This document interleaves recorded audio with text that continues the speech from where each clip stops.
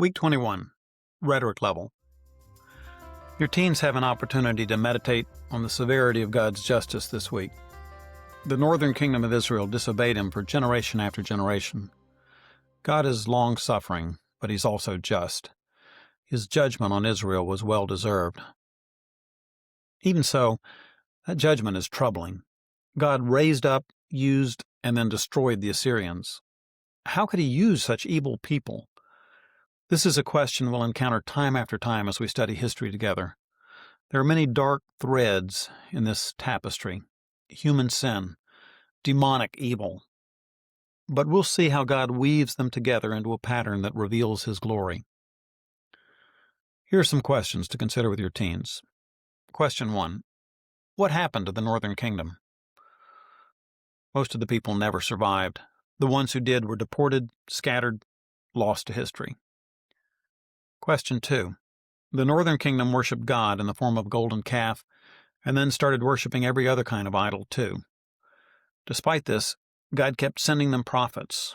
Were they still his people or not? The answer: God made a covenant with them, not a contract. A covenant is binding, even if one party breaks its promises.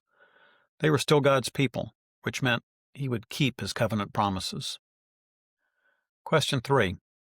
God gave his people opportunity after opportunity to repent, but he also warned them he would punish them if they didn't repent. How do you feel about a God who keeps his promises, including his promise to punish? Not all the people of the 10 northern tribes were lost forever. Ask your children to imagine what it would be like to have been one of those survivors. They'd been worshiping images or idols all their lives. They'd been enemies of Judah for so long. 2 Chronicles 30 tells how King Hezekiah of Judah sent letters to the survivors who were left after the Assyrian invasion, inviting them to worship the invisible God back in Judah. What kind of person would accept that invitation? Answer: a humble person.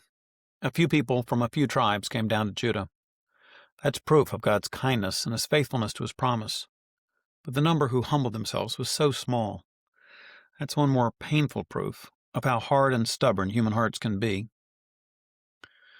The Assyrians intentionally built a reputation of terror in order to intimidate their enemies. It's easy to recognize this as evil.